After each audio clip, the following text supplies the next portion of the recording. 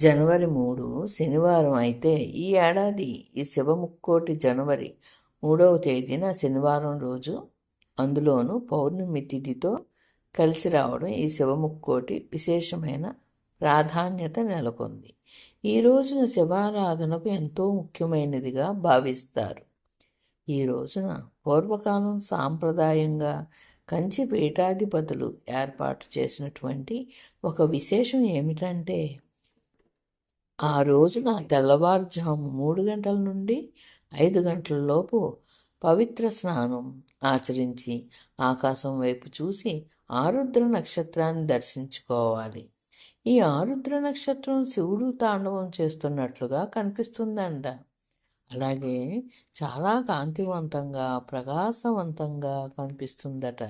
కాబట్టి ఈ రోజున తెల్లవారుజామునే శివరూపాన్ని మనసులో తలుచుకుంటూ ఆరుద్ర నక్షత్రాన్ని దర్శనం చేసుకుంటే ఎంతో మంచిదని పూజా విధానం. ఈ రోజున శివుడిని నెయ్యితో అభిషేకం చేయడం, అర్చన చేయడం శుభప్రదం.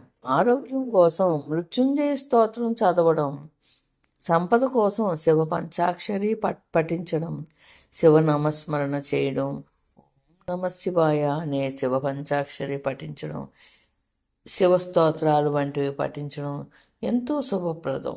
అలాగే ఐశ్వర్య ప్రాప్తి కోరుకునేవారు గరికను నానబెట్టిన జలంతో శివుడికి అభిషేకం చేసి బిల్వ పత్రాలతో అర్చన చేస్తే ఐశ్వర్య ప్రాప్తి కలుగుతుందట. అలాగే పౌర్ణమి తిథి కాబట్టి తెల్లటి పూలతో శివార్చన చేయడం ఎంతో మంచిది. అంతేకాకుండా శనివారం వచ్చింది కాబట్టి నీలం రంగు పుష్పాలతో అర్చన చేయడం కూడా శుభప్రదం. ఇలా చేయడం వల్ల శనిగ్రహ అనుకూలత కలుగుతుందని కూడా చెబుతారు. ఇక నివేదనలో పరమాన్నం నివేదన చేసి ఇతరులకు పంచడం చేయడం మంచిది.